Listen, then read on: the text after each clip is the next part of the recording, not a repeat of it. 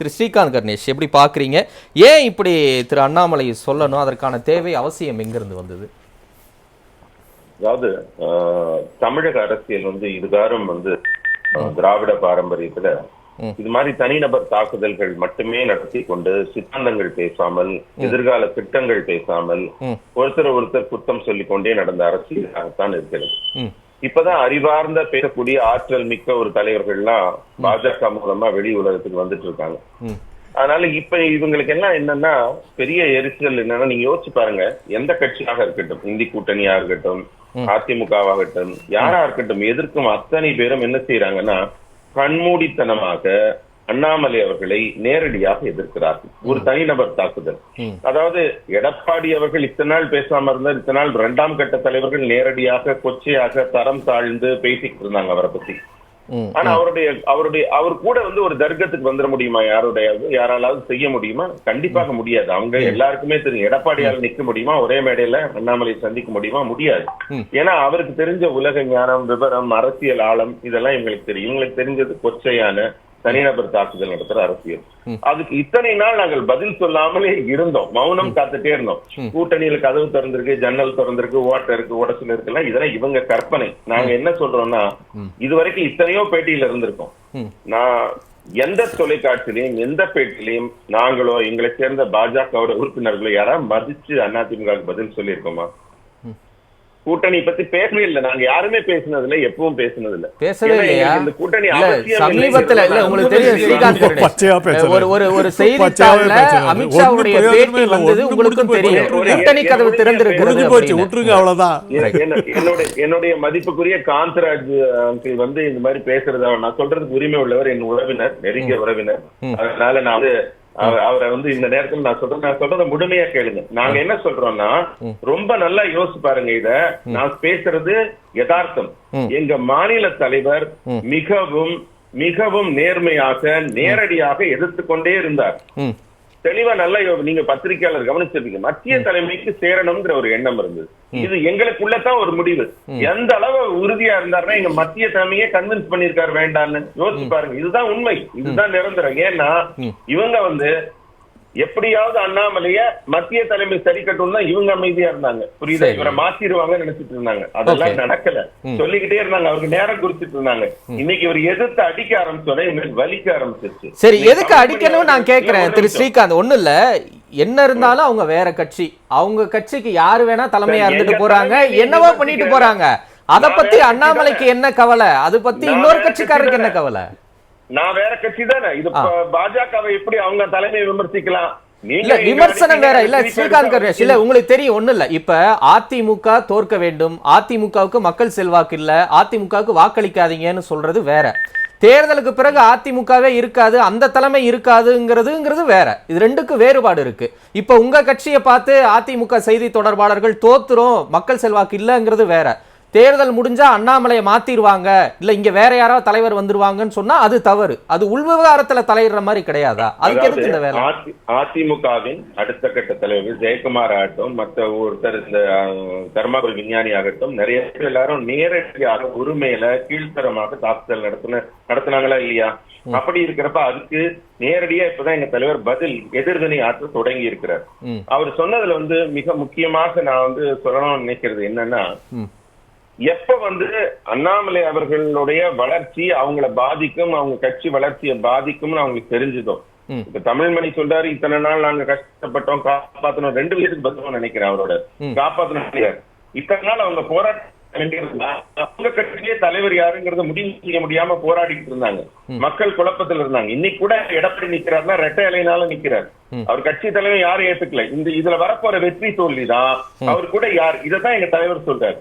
இப்ப வரப்போற வெற்றி தோல்விதான். ஏன்னா இப்ப இவரோட இவரைக்கு கூட இருந்தாங்க, ஓபிஎஸ் இருந்தார், அவங்க இருந்தாங்க, இவங்க இருந்தாங்க, நிறைய பேர் இருந்தாங்க. இப்பதான் எல்லாரையும் விலைக்கு விட்டுட்டு இப்பதான் இவர் மூச்சு விடுறாரு. இத்தனை போராட்டமே தமிழக அரசியல்லே இல்ல. திமுக யார் போராடிட்டு இருந்தா? நாங்க மட்டும்தான் போராடிட்டோம்.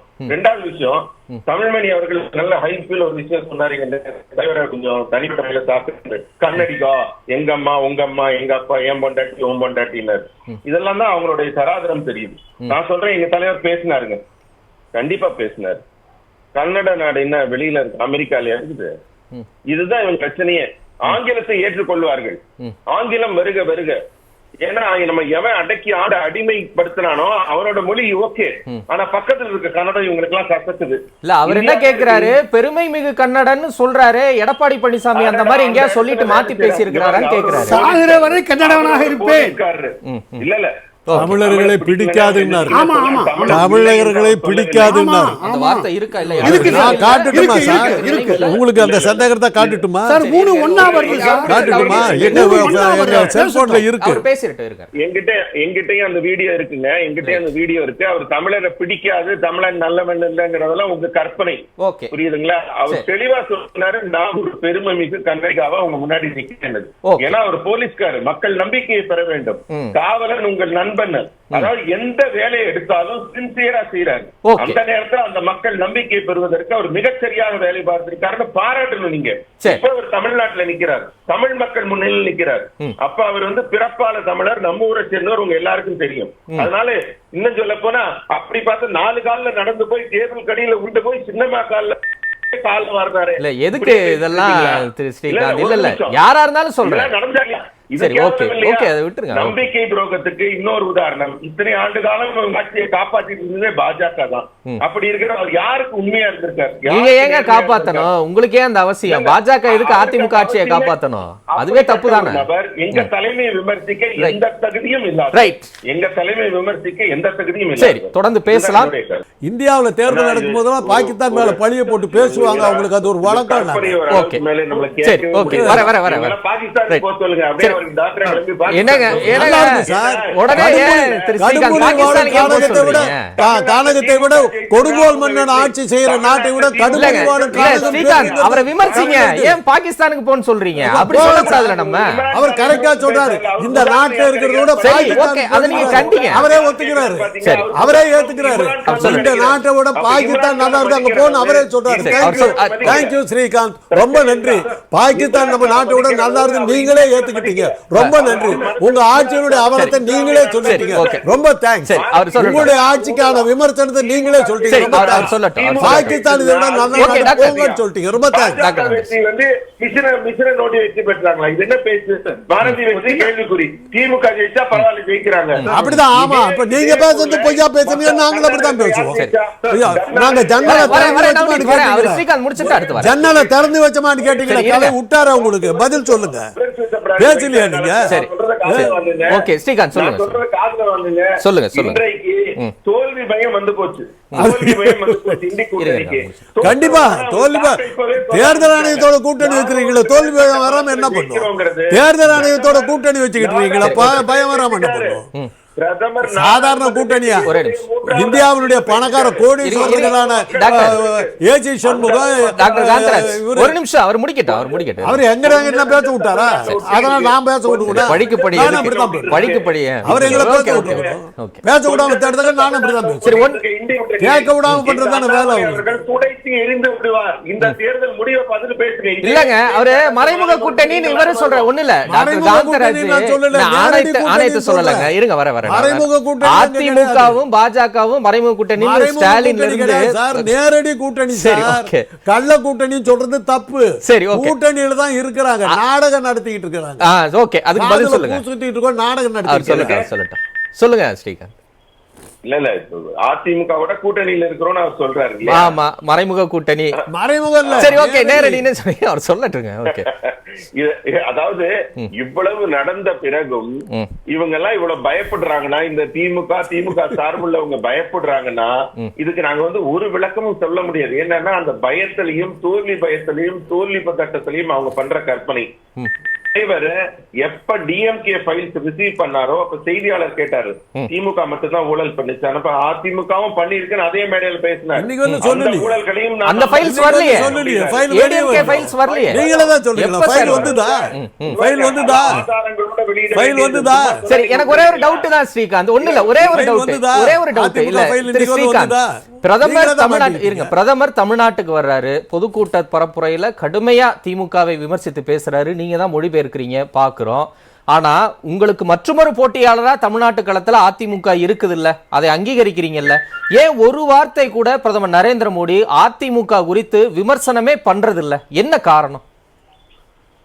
அதாவது ரெண்டு காரணங்கள். இது என்னுடைய தனிப்பட்ட கருத்து. நான் ஸ்போக்ஸ் பர்சனா சொல்ல, நான் பிரதமரோட அவருடைய எண்ணம் ரொம்ப நேரடியாக பாக்குறேன்னு சொல்றேன். முதல் விஷயம் வந்து எங்களுடைய இலக்கு. இதனால என்னுடைய பேச்சின் தொடக்கத்திலே சொன்னேன், அதிமுக நாங்க ஒரு பொருட்டாவே மதிக்கல. என்னங்க நீங்க அவங்க பொருட்டா மதிக்க மாட்டேன்னு விமர்சிக்கலங்கிறீங்க, அவங்க உங்களை பொருட்டா மதிக்கல விமர்சிக்கலங்கிறாங்க. நேரடி எதிர்கட்சி நாங்க தான் நாங்க சொல்றோம். அதிமுக நாங்க தான் சொல்லுது. நாங்க தான் திமுகவோட எதிர்கட்சிங்கிறத வெளிப்படுத்துறார் பிரதமர். எங்களுடைய மனநிலையை, எங்கள் குரலை வெளிப்படுத்துகிறார். முதல் விஷயம். இரண்டாவது விஷயம், இன்னைக்கு ஆட்சியில் இருக்கவங்க அவங்கதான், ஊழல் செய்யறவங்க அவங்கதான்.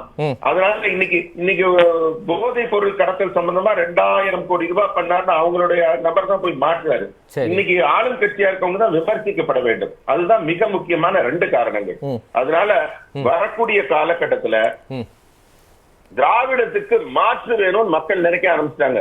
அதனால மிகப்பெரிய மாற்றத்தை யாராலும் தவிர்க்கவே முடியாது. காலம் மாறிவிட்டது. அதுக்கு நான் தான் பெரிய உதாரணம். ஆமா, திராவிட சிந்தனை மாறி பாஜக சிந்தனை ஓடுதுங்கிறதுக்கு என்னை விட மிகப்பெரிய உதாரணம் தேவையில்லை. ஒரு ஸ்ரீகாந்த் கருணேஷ் போதுமா? ஒட்டுமொத்த மக்களுக்கு அந்த எண்ணம் வரணும்ல. சோற்றுக்கு ஒரு சோறு தானே பதம். சரி, ஓகே, நன்றி திரு ஸ்ரீகாந்த்.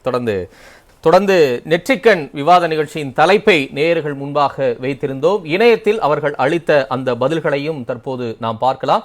தேர்தலுக்கு பிறகு இபிஎஸ் தலைமையிலான அதிமுக இருக்காது என்கிற அண்ணாமலையின் கருத்து கள யதார்த்தமா வெற்று முழக்கமா என்று அவர்களுக்கான பதில்களை அளித்திருந்தோம். 6600 பேர் வாக்கினை பதிவு செய்திருக்கின்றனர். கள யதார்த்தம் என்று 32% பேரும், வெற்று முழக்கம் என்று 68% பேரும் தங்களுடைய வாக்குகளாக பதிவு செய்திருக்கின்றனர். திரையில் பார்த்துக் கொண்டிருக்கிறோம். கருத்துக்களை பகிர்ந்த விருந்தினர்களுக்கு நன்றி. மீண்டும் சந்திப்போம் நேயர்களே. நன்றி, வணக்கம்.